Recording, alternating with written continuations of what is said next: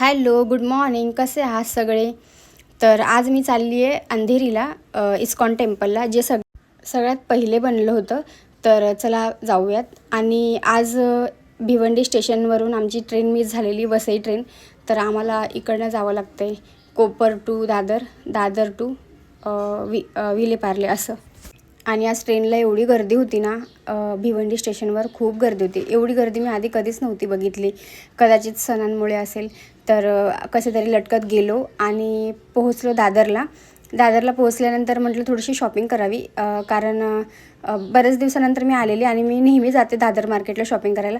तर चला म्हटलं आज काहीतरी, आता कसं सण पण येत आहे, तर म्हटलं बघूयात काय आहे का. तर 2-3 टॉप घेतले आणि चला म्हटलं पेटपूजा करूयात. तर चीज वडापाव घेतला आणि मस्त पेटपूजा केली आणि मग निघाले. आणि विलेपार्लेला पोहोचलो. आणि रिक्षावाले ते लोक एवढे ना, की तिथे फक्त दोघंच एका रिक्षामध्ये जाऊ शकतात. तरी पण आम्ही एका रिक्षावाल्याला रिक्वेस्ट केली आणि चौघंजण एका रिक्षामध्ये गेलो आणि इस्कॉन टेम्पलला पोहोचलो. खूप भारी मंदिर आहे, कारण आम्ही 3 वाजता पोहोचलेलो आणि मंदिर 4 वाजता ओपन होणार होतं. त्याच्यामुळे एवढी गर्दी झालेली.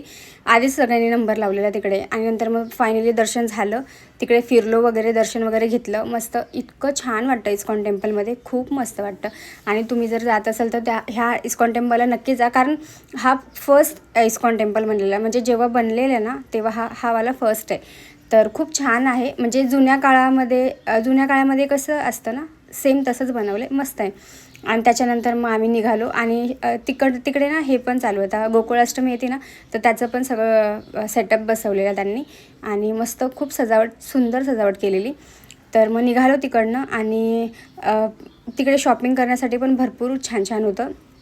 मस्त मूर्त्या होत्या, बघितलं, सगळं फिरलो आणि निघालो. त्याच्यानंतर मग परत दादरला आलो. आणि दादरला इतकी गर्दी होती ना, आणि आमची फास्ट ट्रेन निघून गेली, त्याच्यामुळे आम्हाला स्लोनीच जावं लागलं.